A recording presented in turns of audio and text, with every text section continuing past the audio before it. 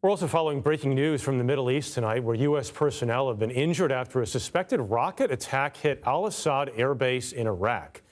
CBS News intelligence and national security reporter Olivia Gazis joins me now with more on this. Olivia, what do we know?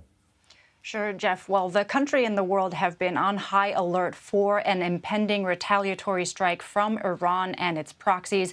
And one of the scenarios that U.S. officials had been planning for was potential strikes on its interests in the region. U.S. troops positioned in Iraq and Syria. And tonight we are learning that that may, in fact, have happened.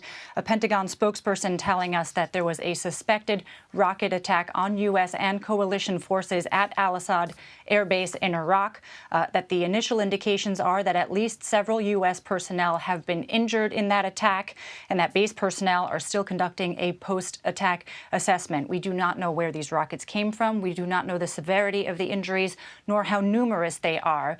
But it is a troubling indication that the U.S. has not managed to stay out of direct engagement in this conflict, not just coming to Israel's defense, as we know U.S. officials have said that they will do, but to have to engage in counterstrikes now that its own interests may have been attacked. We know that was the case when 3 U.S. service members lost their lives when an Iran-backed militia launched a drone attack on a U.S. base in Jordan. That was in January of this year. The U.S. did take retaliatory strikes in Iraq and Syria in response, and it comes amid a furious diplomatic effort led by the White House and Secretary of State Antony Blinken over the last few days to forestall an escalation in tensions. The Secretary just recently spoke to the Iraqi Prime Minister about this possibility. He worked the phones again today with Egyptian and Qatari counterparts, with Western diplomats, with what he said today was a simple message. All parties need to refrain from escalation and take steps to ease tensions.